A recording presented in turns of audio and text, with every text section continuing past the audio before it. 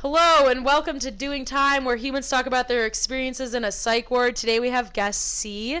I would say her full name, but she works in the mental health field, so welcome. How are you? I am good. Thank you for having me today, Drew, and thank you for accommodating my kind of ridiculous privacy request. Yeah, you're welcome. I'm kind of excited. I feel like it's like a mystery guest. So, but yeah. So the first question, and I know we've talked, and I've known you for kind of a while.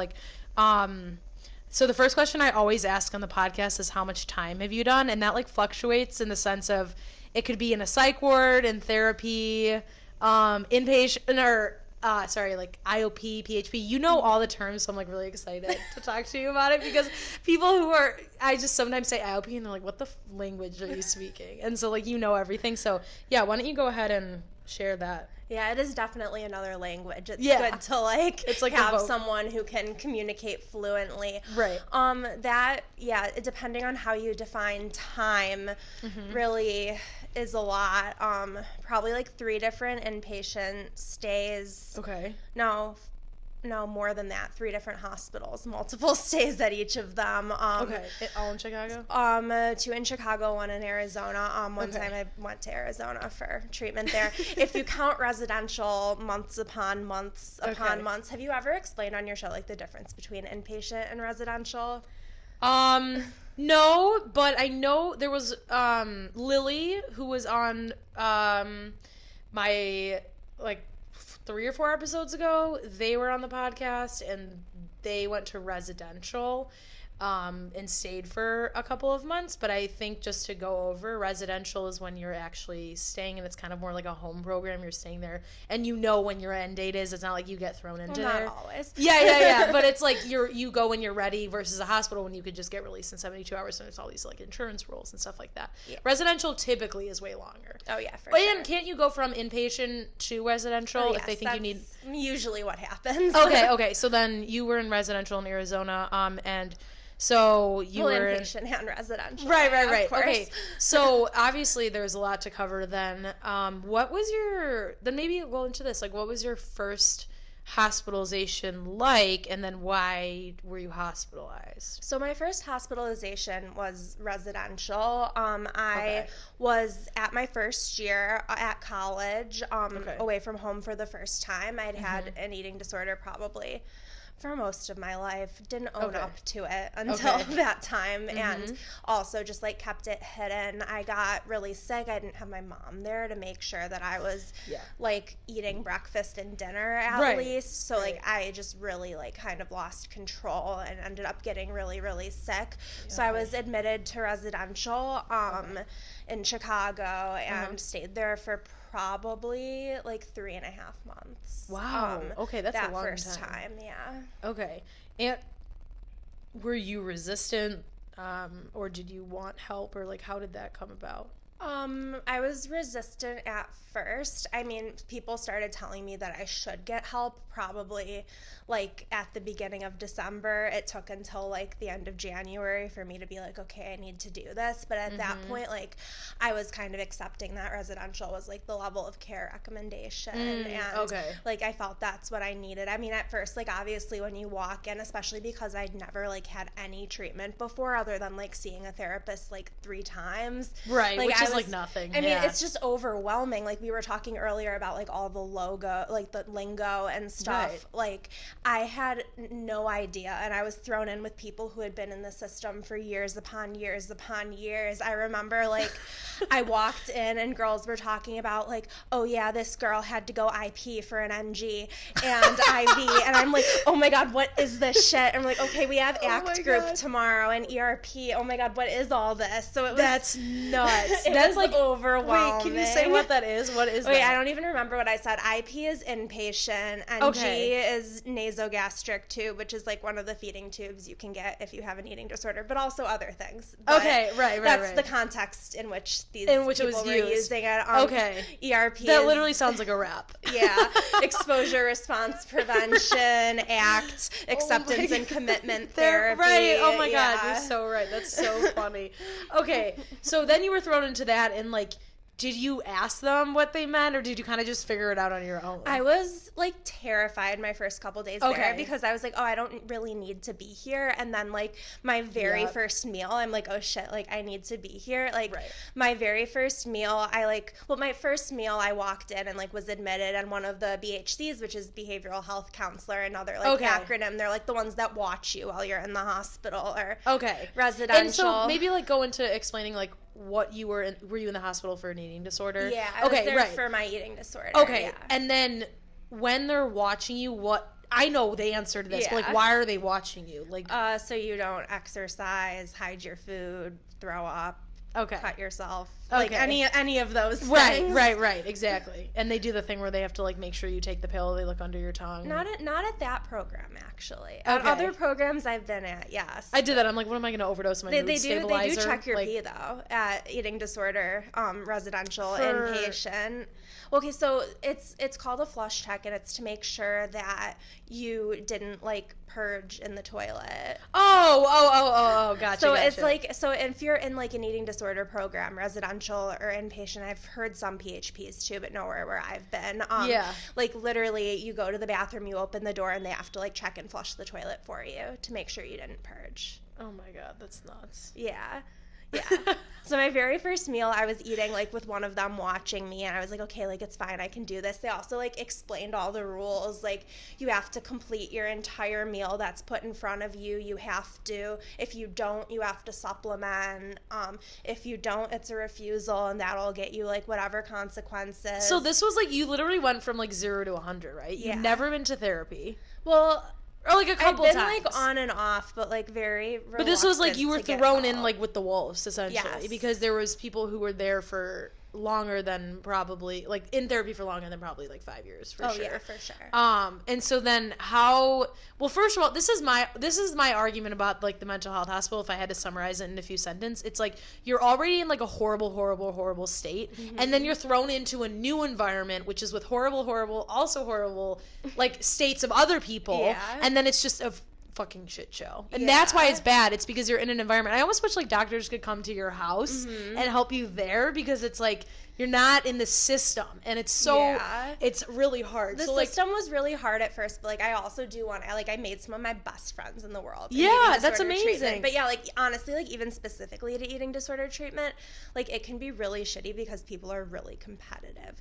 Like, oh my god, I the know. Sickest. Right, exactly. And like explain what you mean by that, because I don't know. Okay, so the sickest can mean this is the just lingo skinniest. podcast. Yeah, okay. The sickest can mean like been fed through a tube the most times, had the most inpatient stays, have been to like certain programs that are considered to be the programs where the sickest of the sick go. It's like a whole new world. Like I'm not even. No, I know. I'm not even joking. I one time went on a bender on Instagram and like looked through eating disorder accounts. I know. And then I like made myself more sick because I couldn't stop looking at other people's accounts and like what they were eating, and I was like, oh, maybe I should do that. And then I was like, maybe I should get that sick so that I could do this, so I could be skinny. Like I was like in a cycle, and then I deleted Instagram for like 1.5 years because I was like, I cannot look at this.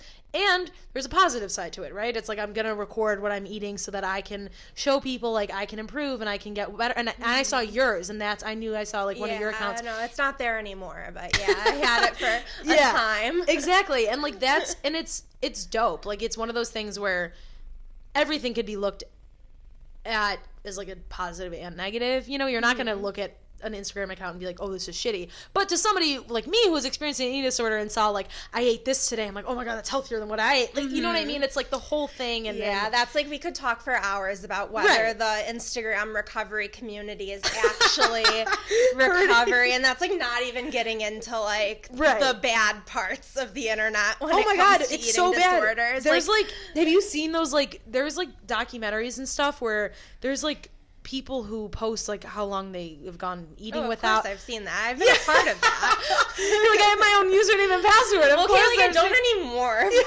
I did. 100%. Like that's I think how I got myself like in residential as my first treatment is because I let myself get so sick but nobody knew. Like, I, like, that entire first year of college, like, all I did was watch, like, documentaries about eating disorders, like, stalk pro-Anna Tumblr accounts. Like, it was so bad, and, like, it got me so physically sick and, like, kind of taught me how to hide it. I mean, it was kind of easy because I was living by myself at college, but... And also, a lot of the statistics show that, like, when people go to college, that is when the eating disorders start. Because, I mean, it's definitely not when it started, but when it's... Right. Like, it's when it got, like, physically dangerous. But when it gets easier to hide. Like, I always hear stories about, like, famous comedians who had an eating disorder in college, and it's like they're away from home, they're able to do their own thing.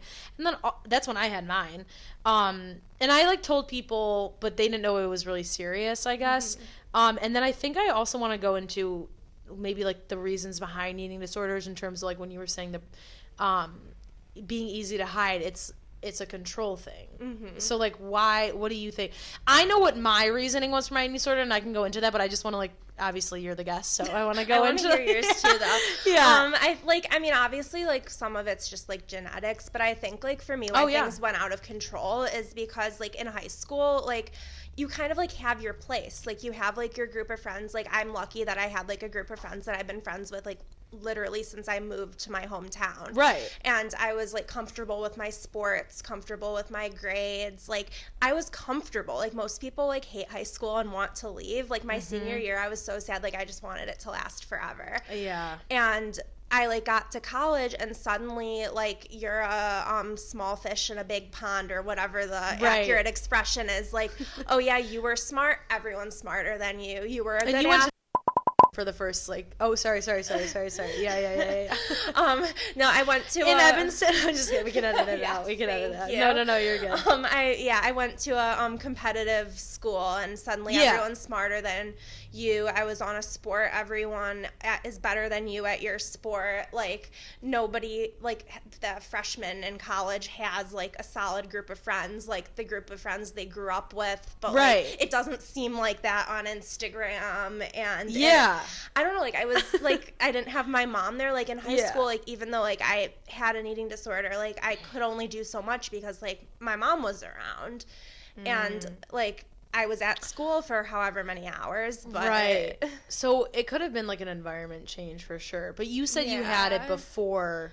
Yeah, I mean, as long as I can remember, I've binged as long as I could remember. I was always, like, a really skinny kid, and people always, like, complimented me for being skinny, and then probably around, like, 7th grade, 8th grade, I, like, gained weight for the first time in my life, and I was like, oh my God, like, I can't let this happen. So that's when I started, purging, throwing up for the first time, and then, like, throughout high school, I kind of went through phases where I was eating really restrictively and phases where I was binging and purging, and, like, my weight fluctuated because of that. And then, like, when I was in college, like, everything just spiraled. And that got worse.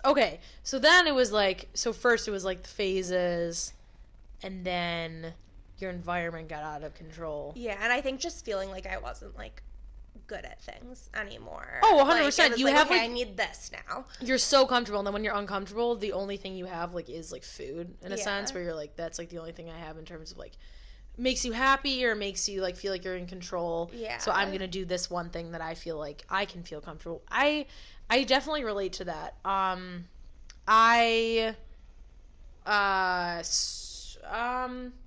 I never, honestly, I was trying to think if I, before college, had an eating problem.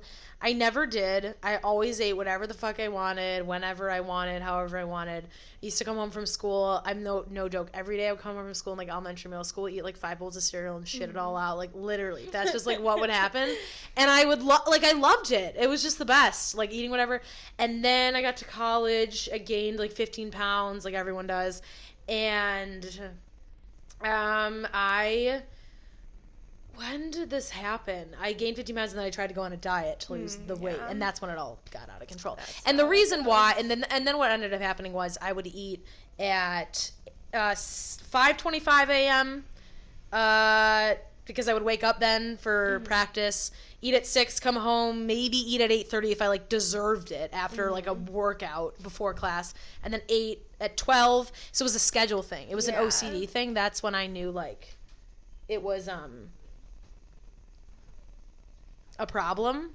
because it was like if I didn't eat at 12 on the dot, I'm a failure. Yeah. And then I started cutting myself because of it, because I was like, if I didn't do this, then I need to cut myself. So that, it was a control thing, because I was majorly depressed, like very depressed. I was high functioning depressed. Yeah. But I was very depressed, and I think it was the OCD. There was a control, and then needing to, like, it made me feel so good when I was like, I made it to 12 today without eating. Yeah. Like, it was just like the best feeling. And then now I'm like 95% better. Like, I was, not to be like, it was the weight I was at high school, but I was the weight that I've always kind of been. I'm at like my set point weight, which like feels really good. I'm working out, I'm healthy. Like, I'm having issues with like smoking weed and eating a shit ton at night, but I haven't been like gaining weight because of it, because I think I like eat healthy throughout the day or something. Yeah. But I tell myself, I'm proud of myself that every time I do binge, which isn't like a real binge, but it's just like eating a lot, I don't make myself throw up, which feels really good. Yeah. And the only time recently that I've made myself throw up was when I was drunk and I was like, just like fucked up. That's you know what I mean? Yeah, exactly. And then there's times where I'll like eat a lot when I'm drunk and I'm like, I could just do it because blah, blah, blah. But it's never like, I know the you know that feeling when you're in a bad place. It's so addictive, like. Right. You know that, and you know what happened? I never was a purger when I had an eating disorder. A few times I was. Then it got a little worse, but I thought I was binging, but what I was doing was eating a normal amount. Do you know what I'm saying? So I wouldn't eat a lot, and then I would eat a normal amount, and then I would make myself throw up. And one time I made myself throw up a whole meal, and I was like, this is the best. Like, it feels like, I like, no, like, no, I don't want to be like glorifying right now, but it gets addictive, and like, once it gets past the point where it feels good and like you feel dizzy and you're passing out and you feel like death, like you still can't stop doing it because it's a literal addiction. That's like my brother, who's like, even so, I've said this on the podcast before, my family friend who runs a sober living home who was addicted to heroin for like multiple years always says, if there's a guy on the corner who said, hey, that guy on Belmont and Broadway or whatever gave me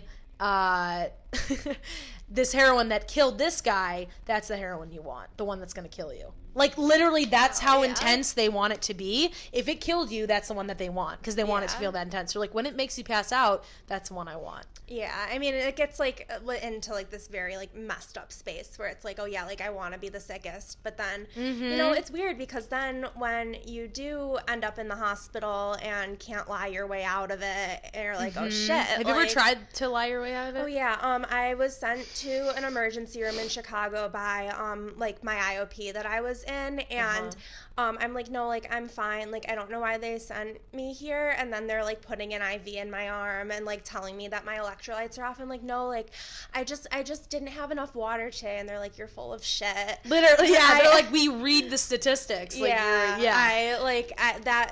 never ends well. You get admitted to a eating disorder like psych ward. They're like med psych units. It's not a fun time. Yeah. And it sucks when you're like trying to focus on eating disorder stuff, which I was a little bit, and you get thrown in with people who are like schizophrenic or bipolar. That's never happened to me. Like, I don't know if that's like lucky or not. I always like every time I've been admitted inpatient from an eating disorder, I've been on a specific eating disorder unit. There's 2 in the Chicago area that I'm aware of that people go to. Okay. And they're med psych units, which means that they can do like basic medical things like IVs and NG tubes, as well as like psychiatric stuff. Okay. And like you're there, and then like you can't lie your way out of that shit. Like, you can't lie because they've seen everything. Yeah. Because if it's only eating disorder, they're like, oh yeah, you're literally full of crap. Like, obviously. Yeah. And how did you, well, obviously you've been to like a lot of programs, but like, how did you get better? Like, what was like the turning point for you, if you would like? Honestly, like kind of reinventing like my priorities. My priorities were always like be the best, be perfect, and that's like where the eating disorder, the control, the if I suck at everything else, at least I can be good at my eating disorder. Like 100%. Comes in. Yeah, but like once I changed my priorities to like, you know what, like I don't have to be perfect as long as I'm healthy. Like it's still hard. Like, I mean, of course. It's still, like, it gets to be finals week, and I'm like, I don't give a shit. Or, like, I'll be on vacation, and someone will take a picture. I'm like, I'm done with this. But it's definitely been better because I've been, like, I want to take care of myself. I want my future. I want my career. And, like, I was literally, like, in higher levels of care for 3 years straight. And I'm so over that shit. Yeah, no, and that's kind of what happened with me where I'm like, I'm sick of feeling miserable. Like, sometimes it feels good. Obviously, it feels good to, like, be good at eating disorder, have horrible depression, have everyone around you know. But then at some point, you're like, is this, like, what I'm going to do for the rest of my life? Is just be sick. I don't want to be, like, 50 years old and still doing this shit, having never accomplished anything in my life. Have you ever, okay, on units, like, because it's the saddest thing, and that's what got me better, is meeting people who are like, I'm 40 and getting divorced, and, like, I tried to kill myself, and I'm like, I don't ever want to be like well, it's this. like, and I've, like, met people who they've been sick since they were, like, preteens, and I've seen them in the hospital at 50, 60 years old, still just as sick, and it's like, you know what, like, I want to do things with my life. I don't want to only be an eating disorder. Yeah, no, exactly. And I think it's like, that, because there was one person in one of my units who, like, who was like that, and she was, like, kind of my inspiration throughout it, but she was like, she was basically like I don't know if she was an alcoholic, but, like, there was some kind of symptoms, and she was just like, yeah, I was with my husband last night, and I tried to, like, basically, like, put a gun to her head, and I was like, I'm sorry, and I don't want to dismiss what you're going through, but, like, that helped me right there. I was like, that cannot be me in 20 years. Mom, back from break. I always never say we're taking a break, but it's fine. I always forget. So we can talk about more, like, eating disorder stuff. I was gonna say, like, because I have talked to a few people about it, but I've never talked to somebody who's, like, been hospitalized for eating disorder. Like, obviously, Lael, who was on the podcast, she went through some like, overeating kind of tendencies and stuff, but never, like, in multiple programs for the same thing. I'm just special like that. Yeah, I'm like, that's why I actually had you on. So if you wanted to go into that, and I wanted to talk about, because I was thinking on the way here about how this one time it got so bad, like, so anxious that I, like, wanted to jump out of my own skin, that I was like, I hate this. I used to, like, love having an eating disorder. You know that feeling when because you love it. You like the feeling of, like, it being addicting. And I just remember, like, I wanted to jump out of my own skin, and I was like, I cannot do this anymore. Like, I cannot do this. And that's partly why I attempted suicide, was because of my eating disorder, because I, like, was like, well, then I should just kill myself. And so I just wanted you to go into, like, more of that and, like, what it feels like. I always describe it feels like you're living in a prison. It's like your every move is, like, controlled by food, like. But okay, go into that more, because, like, people say that, but, like, people don't believe it. Well, like, I'm not even kidding. Every single thought I had was about food. You just think about it all the time. Like, it's always like, oh, like, this sounds good. Okay, but I can't have that.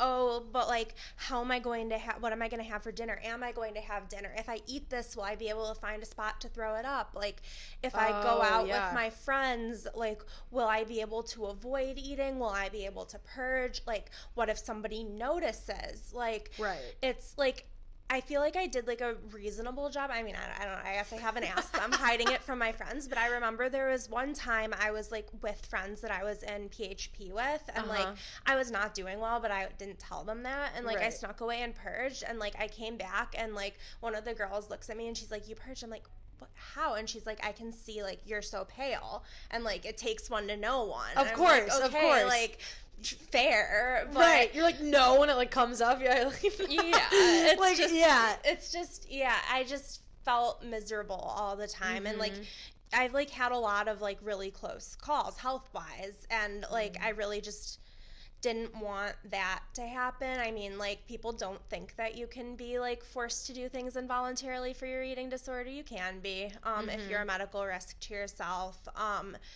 And it's just, like, I'm sick of this. Like, I don't want my whole life to be in treatment and, like, Yeah, it's just miserable. It feels like prison. And I know, like, for me personally, my eating disorder exacerbates, like, my other mental health conditions. Like, my psychiatrist right now doesn't, like, think I actually have, like, clinical, like, depression, anxiety, like, things I've been diagnosed with, because when I'm nourishing myself properly, I don't have those things. Right. Like, and like you said, it actually, like, really sparked an interest in me when you were like, what can I eat? Well, if I eat dinner, that's anxiety. That's worrying about the future. That's like you're inhibited in the moment because of the future, and that's what anxiety is. It's worrying about the future, worrying what might happen if X happens. If it's all these different scienarios that aren't happening in the present moment, and most of them actually don't happen. Yeah. And that you're worried about.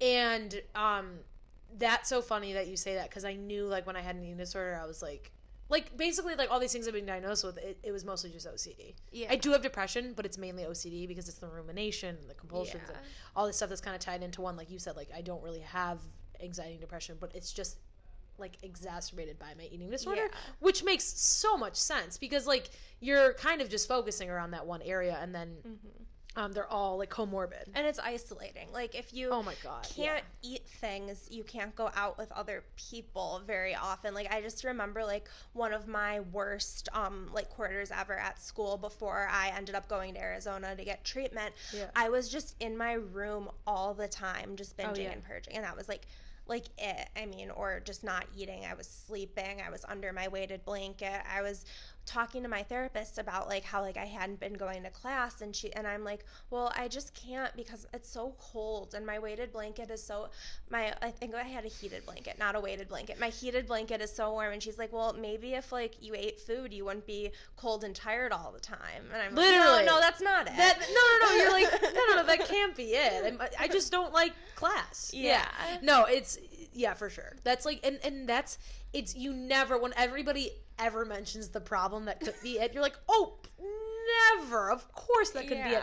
I remember that. Like, I remember specific times where, like, my mom's like, can you just stop eating, like, Cliff Bars and yogurt all the time? Like, that's all you eat. And I'm like, they're just really good. I hated them.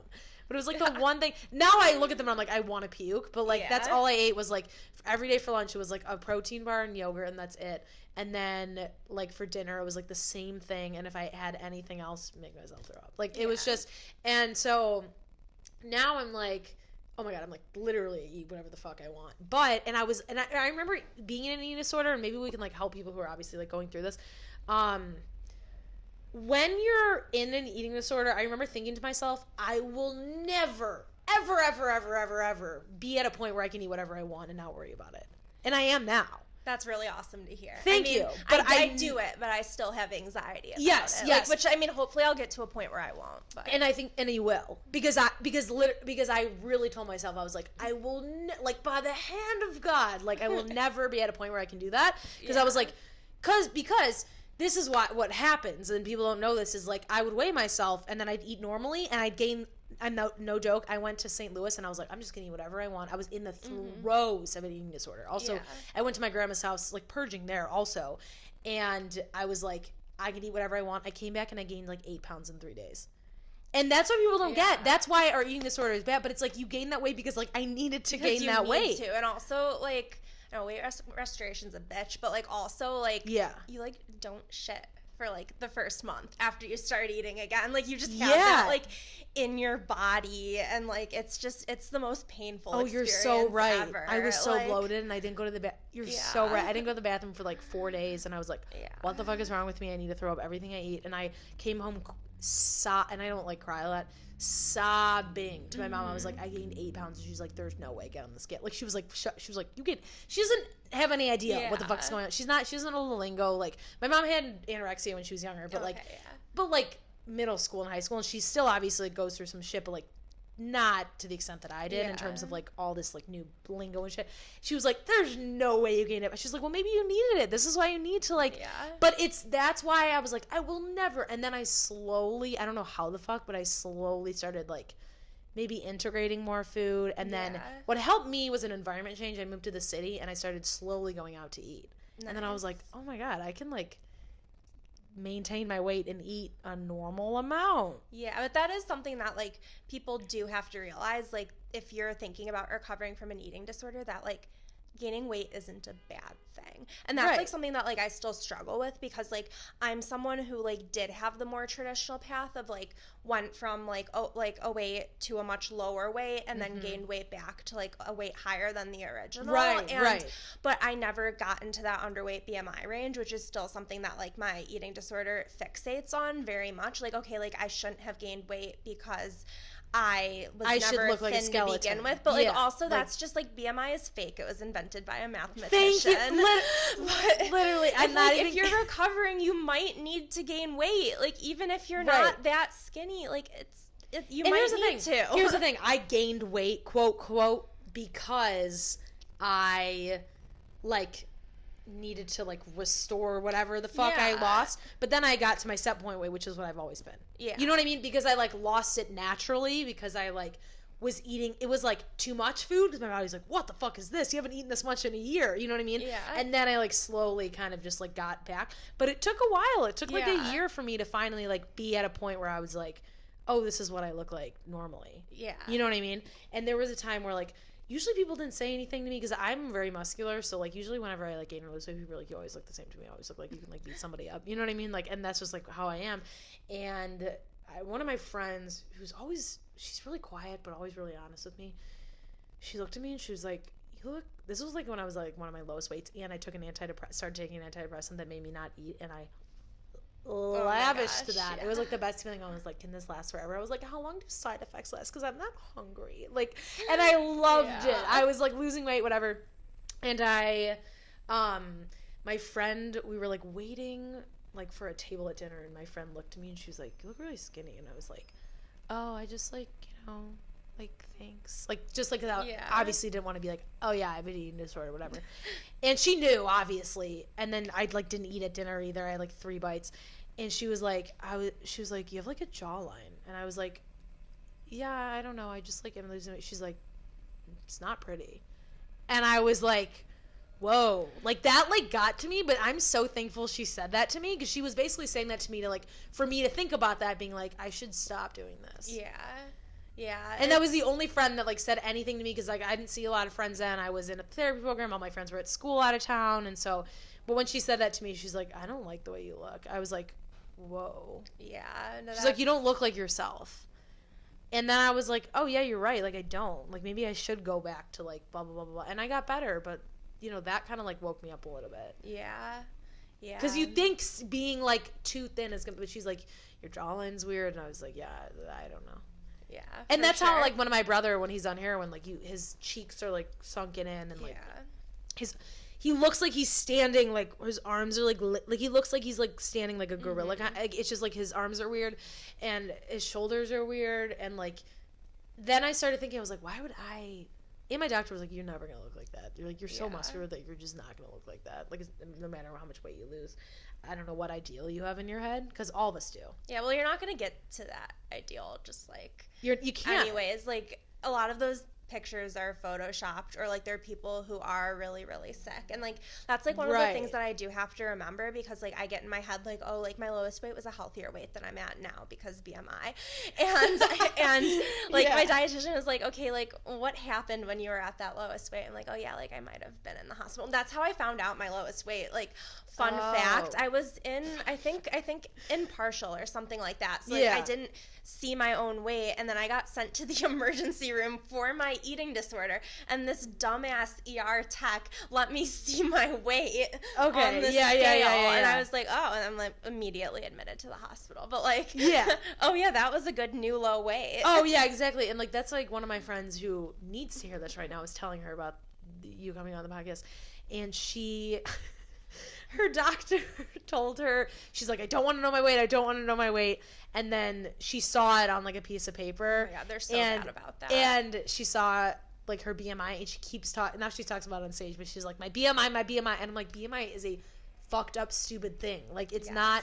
The thing is like I'm muscular, and my doctor always goes, okay, I'm never gonna look at BMI chart for you because you're like muscular. I'm like, looking at me, you're not like I'm overweight. But according, like, and I'm just letting know people this, like, who know me as a person, according to the BMI chart, I'm like almost obese.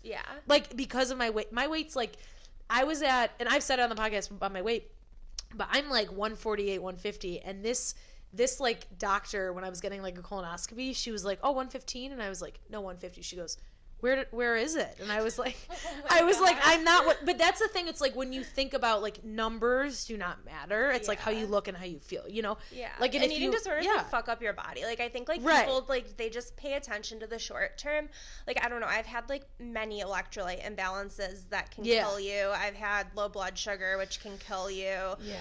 I gave myself like fucking gastroparesis, which thank God resolved itself, because it's something like gastroparesis is like when your stomach doesn't move. And like that like can be like a long-term condition. And like I was in the hospital and I was given a feeding tube, and like every time they put like stuff like tube feed down the tube, like it came right back up, and I was like, I swear I'm not doing this on purpose. I swear, because every time I threw up, the tube came out, and then they had to put it back down, which is painful as shit. I'm like, I swear it's not on purpose. Yeah, because you don't want you don't want them to have to keep hurting you. Like, that's apparently it hurts. I've gotten when I got my breast reduction, they gave me a tube in my throat. It fucking kills. Yeah, no, it hurts. It's like a fucking thing if you have throat. Like an NG tube for like weeks and weeks, like it hurts like a bitch.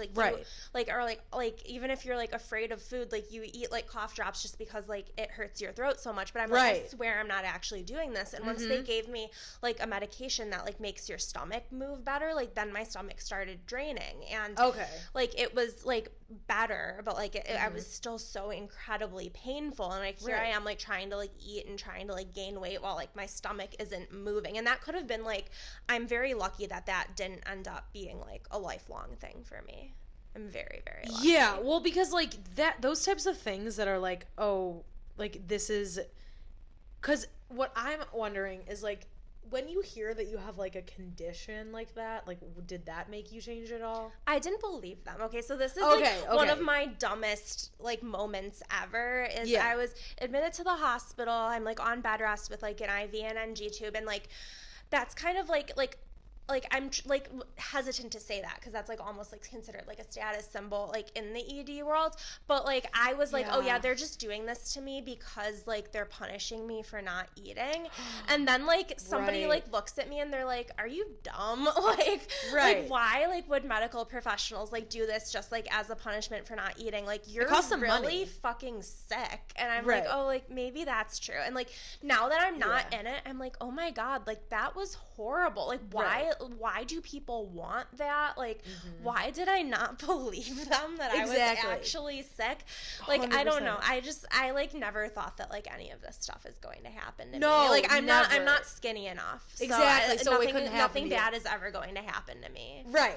Oh, 100%. That's so true. I remember when they were like when they told me, they were like, yeah, you overdosed. And I was like, I didn't overdose. And they're like, well, you went, like, they're like a medical like viewing is like, you're supposed to take one of these a day, and you tried to take over the dosage. And I was like, well, technically, yeah, I did.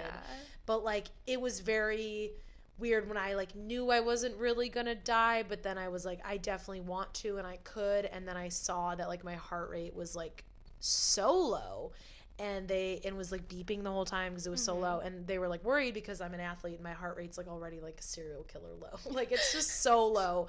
Like normal's like 60 to 100 and mine's always like 55. So like, and then when I took all that shit, it was like 30 in the 30s. Right. So it was really scary, and like my parents were like, what the fuck? And I was like, oh no, it's not that bad. Like it'll get, you know what I mean? You don't think until it's that bad. And then when I heard it beeping the whole time, I was like, okay, maybe I like fucked up. Yeah. You know, like maybe I really did fuck up and take like pills that I shouldn't have. And that like really, I don't even think, to be honest though, like at this point now I'm like, oh, that still wasn't that bad. Because I don't really want to admit that like what I did was really dumb. Yeah.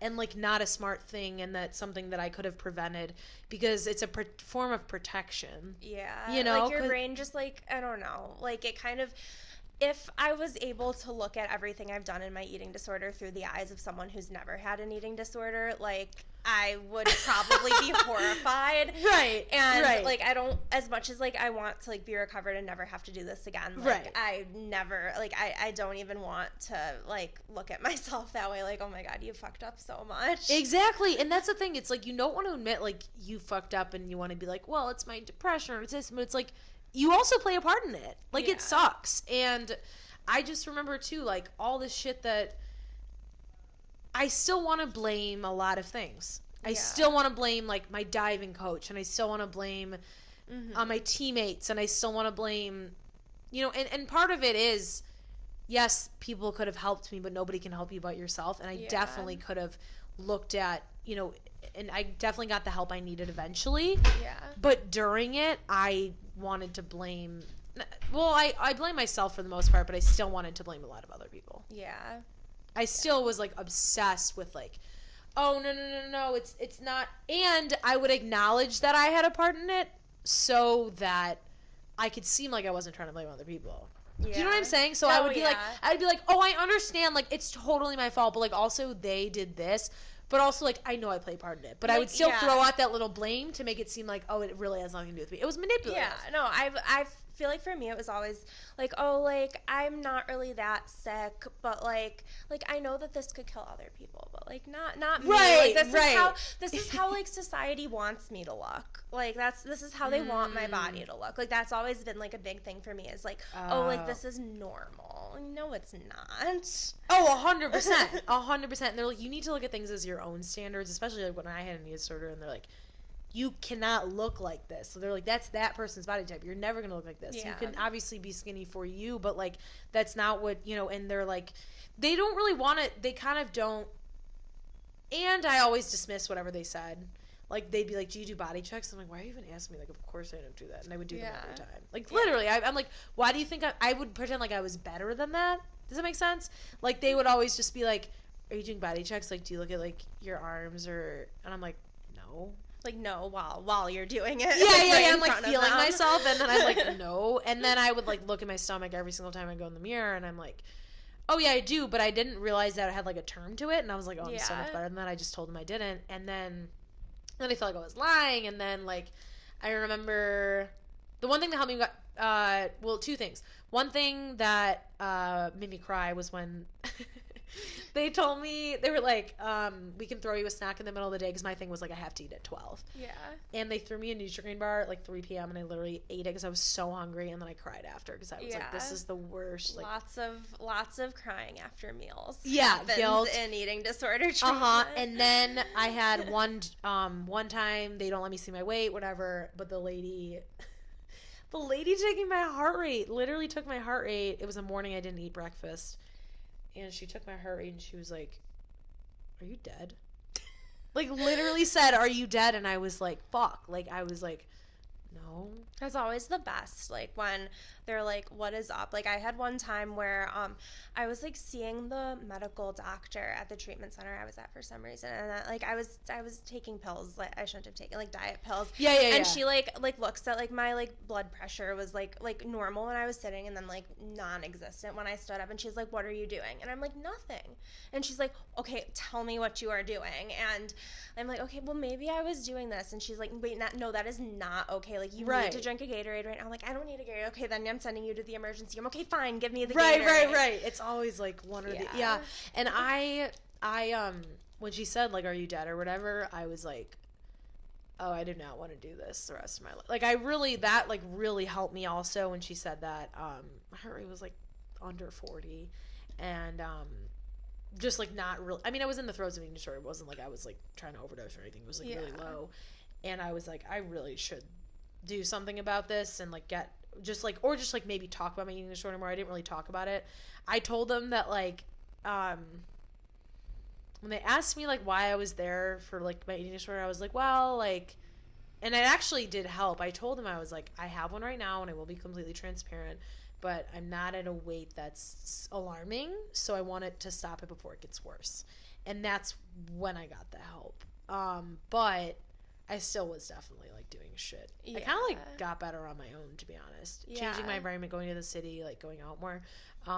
But it's like kind of like different ways of doing it. And that's something that like people sometimes debate, is like whether it's better to do it like outpatient super slowly, or like be thrown into the hospital where you're eating 3 meals or 3 snacks too much a day one way or another. And honestly, like for me, I don't think I could have done it in the community. I don't think I would have. Like, I think like I needed that structure and like sitting, because that was your main issue though. Doing this. Yeah. I think the eating disorder was part of my OCD, and like your depression was part of your eating disorder. So it was like that was your main thing. My thing was OCD, and like them helping me with my OCD helped me with my eating disorder. Yeah. Because my main thing with the eating was like I have to eat at a certain time, and it's the same thing every day. Yeah. So that helped, and then I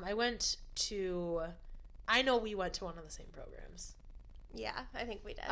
Yeah, but that was the one that really helped me, and like honestly, I don't they don't specialize in like eating, but I know there was like and this is also something I want to like bring up really quickly, is like they had an eating disorder program. Oh, I know what you're doing. Yeah. Yeah, okay. And I know what you mean now. And I felt like I was jealous that I wasn't in it. There's weird competition that goes on at treatment centers, like especially like with eating disorders, and like having been like in the eating disorder track of that program, like there's like that program like definitely saved my life, like taught me how to eat again. Like it was a really, really helpful program, but like there were also like a lot of like times where like the community was very, very triggering, and where people were like competing to see how sick they were. And like I mean that I like honestly learned a lot of behaviors through treatment, like as horrible as that is. No, but that makes sense. The first time I was ever in a residential, like a bunch of us girls would just sit on the couch and like talk, and that's how I learned what all those acronyms meant, and like also how to purge while people were doing flush checks. Oh, wow. Like it's really like I like have like mixed feelings about treatment. Like looking back, like it definitely helped, but there's also definitely things that were not so helpful about it. Yeah. No, I understand that. And like a quick recap, like before we wrap up, like where are you now, and like what are you doing? Like are you in therapy, or like? Yeah, right now I've been in outpatient for almost 2 years now, which is really exciting. That's awesome. I'm doing pretty well. I mean, I can't say that I like always eat 3 meals and 3 snacks a day. I mean, yeah. I can say that like when a friend asks me to go out to dinner, I'll order what I want off the menu and eat it. Yeah. I don't purge anymore, don't binge. That's amazing, dude. So I've been okay. Like I definitely still have a ways to go with accepting my current body weight and like not being somewhat restrictive when I can. But I'm getting there. Now I actually do work in the mental health field, which is why I wanted to like keep myself anonymous. And it's weird. I know like we're almost out of time, but it's weird being on the other side of it. Like just the other day, one of my patients wanted to be able to like go use the bathroom, but there was like something going on by the bathroom, like another patient that was getting aggressive, so I couldn't take this patient to the bathroom at that moment in time, and like she's like throwing a whole fit about it, and like reminded me about when I was in inpatient once for my eating disorder, and I wasn't allowed to like be in the bathroom by myself because of things I did on a previous admission. And I was so angry because I asked like the night staff member to let me take a shower, and she's like, no, when the day staff comes in, like because it was early in the morning, you can shower. And then I asked the day staff, and just nobody had time, so I ended up like throwing like kind of a fit, like because I'm like, I need to like fucking shower, like none of you guys can let me shower, like that's not fair. And then like as a patient, it's like what the fuck, like you guys don't care about me, like I'm locked here. But you like, now that you do that, then but you now understand. as like a provider, it's like I understand how much it sucks for the patient, and then I also understand that sometimes there's like factors that are going on like outside of your control, and it's like this patient is the least of your worries right now, so like you need to deal with like whatever crisis is going on, and like as a fellow patient, like you don't know a lot about that crisis, like you try to like keep it separate. So it's been a really interesting experience transitioning to the other side, but like I at least hope that my experiences, though I'm definitely not candid about them, but you can help your patients more than like honestly any other trained person who went to grad school will. I hope so. You can though, because as somebody who has it, it takes one to know one. Yeah. You can sniff out a lie so quickly. Oh yeah. I mean also my patients, like they're younger, so they're really bad at staff splitting. Like I remember like one of the patients asked me if like they could like use a different iPad for like their free time. I said no, so they asked the next staff member and then the next staff member, and like they were so obvious about it that we're all just like looking at each other. Yeah. And I'm thinking in my head like, okay, like I'm much better at staff splitting. Like when I was in treatment and one staff member told me no, like I could do much better getting a different staff member. Yeah, to tell you're me like, yes. can you just? You're like, can you just do what I did, please? Okay. Well, I was gonna say, I always ask where can people find you, like Instagram, Twitter, Facebook. I can't. But sorry. But yeah, thank you so much for doing the podcast, and thank you for listening to Doing Time. Thank you. Yeah.